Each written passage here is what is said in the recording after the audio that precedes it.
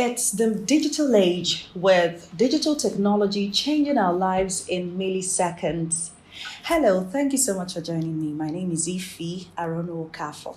I am a broadcaster, an event anchor, and a student. Yes, I have never stopped schooling since I started.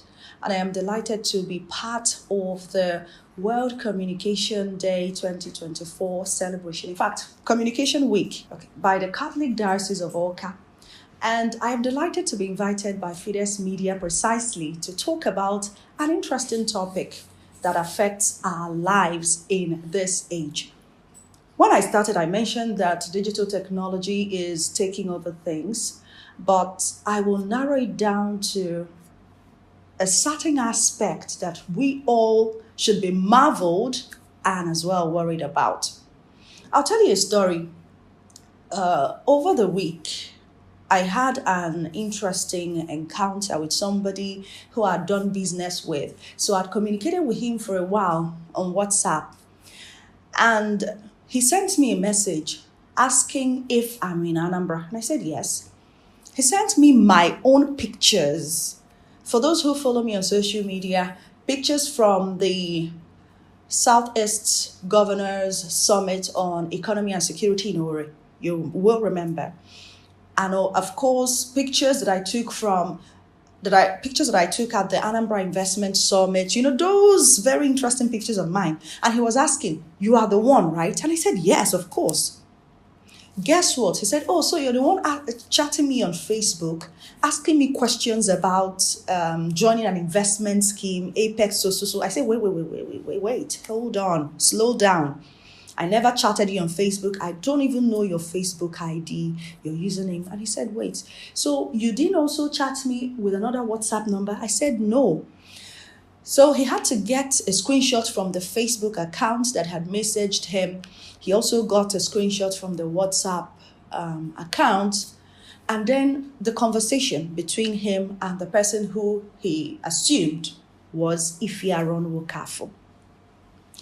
And by the time he was done, I quickly went to Facebook, went on my WhatsApp status and issued a disclaimer saying that somebody is trying to impersonate me on Facebook with the name Blessing Ono. And I'm also using this platform to say that person cannot be me, because I can never come talking about an investment when you don't know me in person. We haven't discussed it in person. Definitely, the world has gotten to a point where a lot of things are going on. Scams are on another level. Do you know how he got worried and decided to reach me via the number which we always communicate with? He said that he asked the person to explain something via voice note, and she sent a voice note, and he noticed that it wasn't my voice. There's something about my voice. Yes.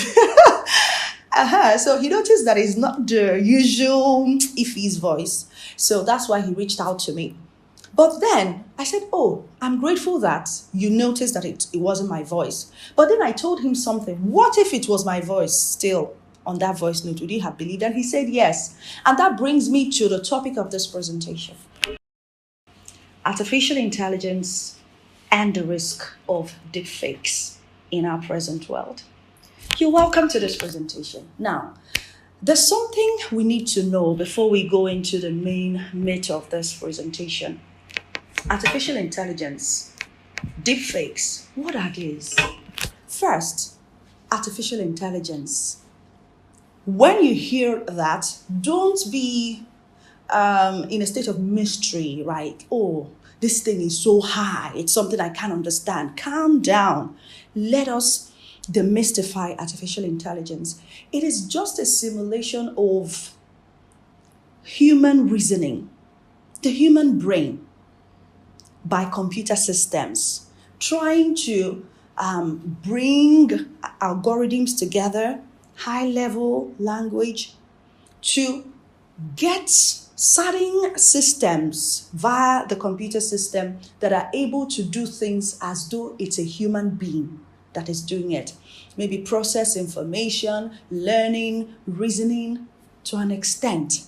Higher levels are even getting to the point of human mannerisms and emotions, trying to simulate a human beings, natural tendency via the computer. That is the best way to understand artificial intelligence at the basic level. Now, when you talk about deepfakes, using computer systems with artificial intelligence, powered by artificial intelligence, to generate things, maybe images, audio, videos that are not true. Sometimes the original is there, but by just imposing certain things that are not naturally in the original rendition, it's different. It's not the real thing, but then it is passed off as if it's original. And if you're not trained to look beyond the surface, you will think it's the original, and that is the world where we find ourselves today. Now, let's talk about how deepfakes came about in the first place. Now, there's this not so popular social media, yes, at least in Nigeria, Reddit, and it was actually a Reddit user who came up with something, maybe in the course of, creativity, being very creative, thinking out of the box. I would think he was even thinking without any box. And he began to, on a video actually, change the heads of actors in that video and replace with the faces of celebrities. That's how come. And then that account on Reddit was anonymously named Deepfakes. And that's exactly how that started. It became a trend, especially in the West. Now you can see someone else's body with another person's face, mostly for entertainment, because I like to talk from the positive angle first, and then we'll move to where the dangers are, the challenges. I don't really see them as bad things, but then they are challenges that we must be aware of so that we're able to tap the best, milk the best out of whatever invention, because these things are here to stay. Remember when they were talking about 5G technology and people were afraid? Now, here we are. So these things will continue coming, but how prepared are we? Are we even aware of how they work? So that was how deepfakes originated, and now you see it reflected in entertainment. Imagine your favorite artist like Michael Jackson, and maybe you're in a music class, maybe in music, I pray. I pray we get to that point, and it's a music class, and they're talking about pop, hip hop, or dance even, how to infuse it into, and then there's a projector, and the next person you see is Michael Jackson on the projector, and he's talking to you about music. My God, how will you feel about how to achieve in his own voice? Wouldn't it make more sense than when your lecturer actually says it? Now think about it. It could even be what Michael Jackson said many years ago. Maybe something he wrote before his demise. Of course, he's late. And then for some reason, his voice is mimicked using AI. And that is rolled and his mouth is moving. And you're seeing that this is actually Michael Jackson. It is deep fake. He's not actually saying it. Of course, he's late. But the idea is that learning maximally takes place. So in entertainment and education, in different spheres, deepfakes work. And of course, dubbing and localizing of language content. Think about some of the movies you enjoy, the Indian movies, the Korean movies. Sometimes they speak the English language just so that they enter new markets. There's something I heard recently about our own Ruth Kadiri, who has gone to, where did she even go?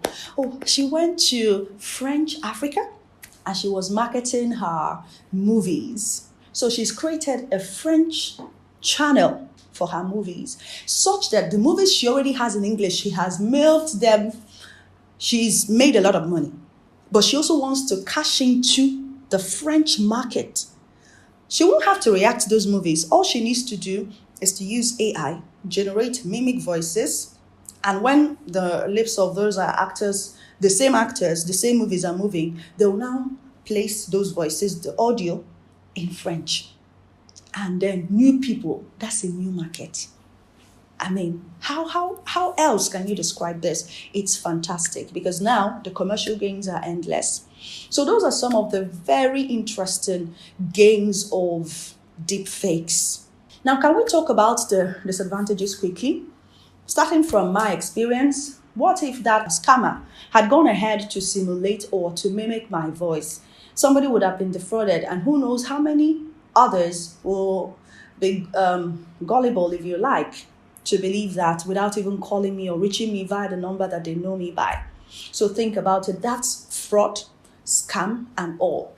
Now talk about as well how that some people, imagine somebody you respect, maybe a religious leader, suddenly you find the person saying something that is anti what you believe. That happened recently with a highly respected pontiff. And in milliseconds, the whole world there were lots of conversations on something that was untrue. You can imagine that. Why do we believe these things instantly? That's because a lot of times, I'll come to that, what we can do, you and I can do to check deep fakes. So that's it. Sometimes people are misrepresented, untruths are spread. Imagine a situation where someone's head, someone who is a naturally easygoing person, good, kind, and even somebody who is easily ashamed, all of a sudden sees his head on a naked body. Can you imagine how damaging, how that would really deal with a person's emotion? And people will believe it instantly without even checking, because of the level of information that we operate by at this time. So these are issues that we should be worried about. There's also another one for academics who are watching me now.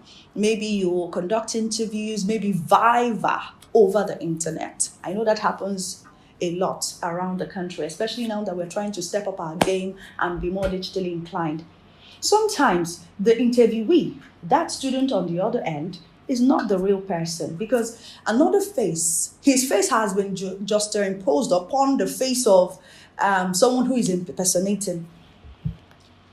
And that means that you're seeing the person you want to see, but it's actually not a person responding to the questions. So now there's been a technology and a finding that AI is able to change the front view, but the side view or the rear view may not be within the purview of some AI systems for now. They may not be able to, make the alterations. I have mentioned some of the very dire challenges of AI, especially with regard to deep fakes. And I want to talk about the 2025 election in Anambra State that's coming. I know, of course, that that's something that we should talk about at this time. Most times, you find that in our climb, AI deepfakes may not have gotten to the point of videos at a larger scale or at a scale that will actually attract a lot of, but it's happening, but not the same way it's happening in the West. We have distortion of text. Recently, there was this trending news about rape in a part of Anambra. Some communities were mentioned. A woman who alleged rape, herdsmen and that and that. Somebody actually sent me that message, but I did not forward it. I was shocked that such can happen in our state, and to an extent, I believed it, seriously, and a lot of other people believed it, but I was not quick to forward.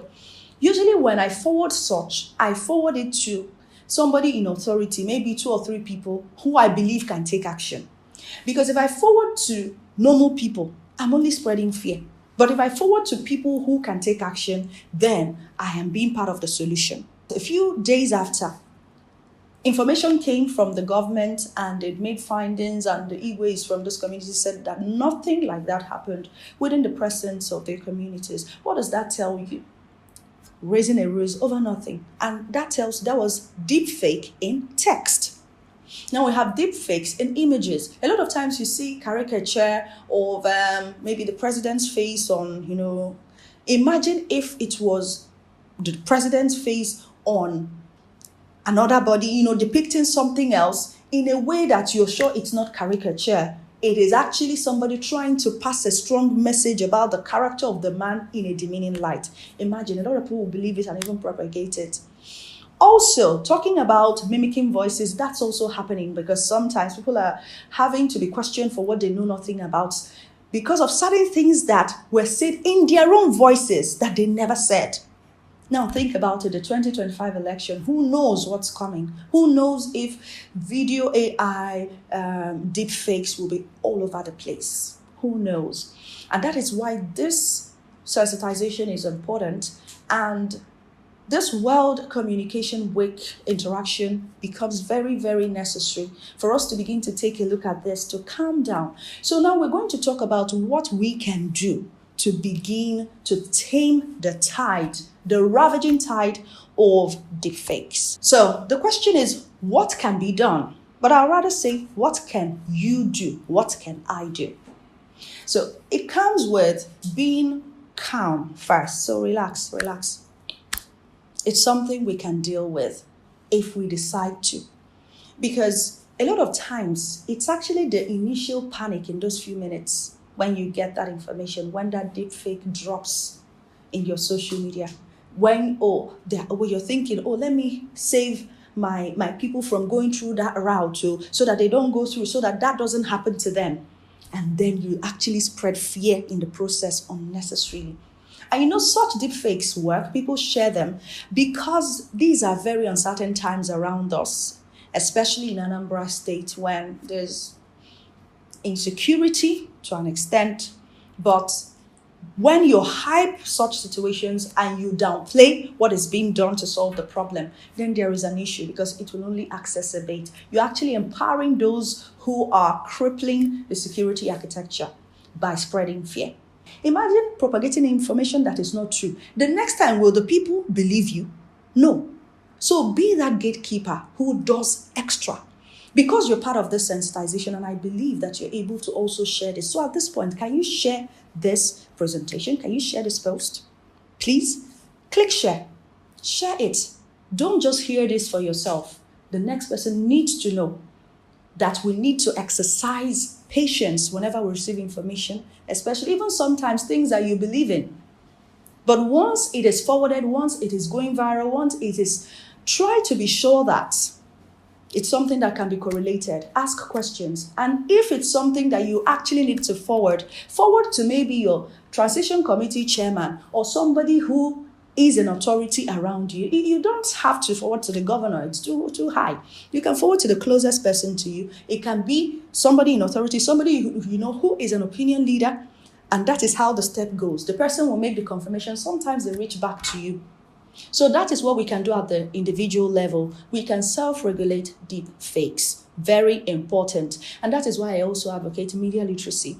I think that those who are interested in media, in tech, we can even have NGOs champion the cause for media literacy to begin to talk about these things on a continuous basis. We always talk about the UN and the Sustainable Development Goals. For them to be talking about something that's sustainable, it's because it is something you need to constantly remind the public, the society about.